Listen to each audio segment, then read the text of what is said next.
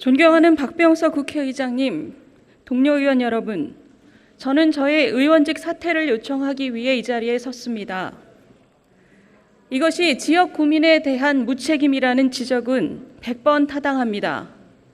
가족의 일로 임기 중간에 사퇴를 청하는 것에 대해 다시 한번 깊이 사죄드립니다. 그러나 정치인의 책임에는 여러 측면이 존재한다고 생각합니다. 제가 생각하는 가장 중요한 책임은 공인으로서 세상에 내보낸 말에 대한 책임, 소위 언책입니다. 저는 문재인 정부의 부동산 정책 실패와 내로남불 행태에 대해 누구보다도 날카로운 비판을 해왔습니다. 그런 만큼 이번 친정아버님의 농지법 위반 의혹은 그것이 최종적으로 법적 유죄인지와 상관없이 제 발언을 희화화할 여지가 큽니다. 이것은 제가 공인으로서 책임져야 할 부분입니다. 그리고 국회의원은 동시에 사인입니다.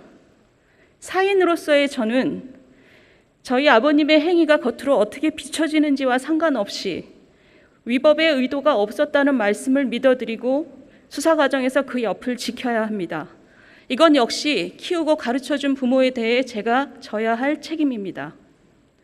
결국 제가 지금 직면한 문제는 부동산 정책에 대해 공인으로서 쏘아 올린 화살이 제 가족에게 향할 때 제가 어떻게 행동해야 하는가입니다.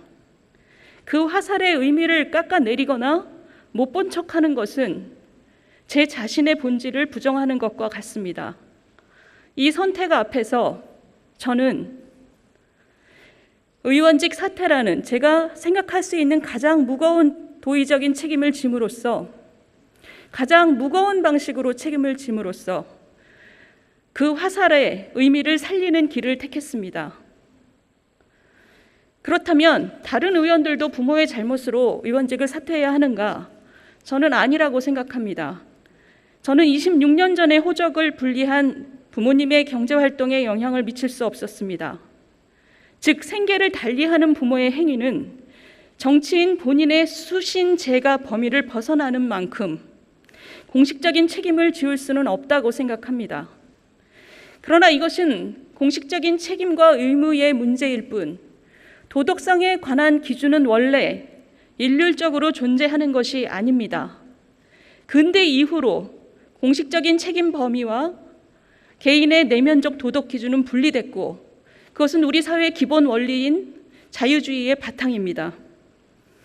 저는 제 나름의 방식으로 제가 보고 싶어 했던 정치인의 모습에 가까이 갈 뿐입니다. 정치인 개인이 도의적 책임을 지는 방식은 각자 다를 수밖에 없으며 그 각각의 방식은 인간 실존의 문제로서 모두 존중받아 마땅합니다.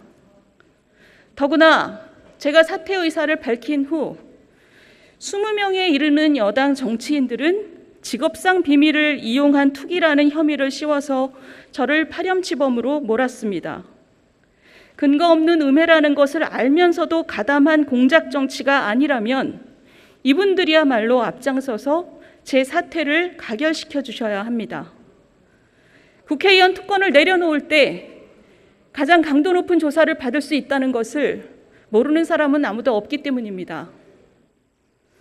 동료 의원 여러분, 우리가 너무나 익숙해져 있는 정치적 계산이나 음모의 일환으로 제 사퇴를 재단하지 말아주시길 부탁드립니다. 가결시키면 한 개인을 너무 띄워주지 않을까? 정쟁의 유불리에 어떤 영향을 미칠까?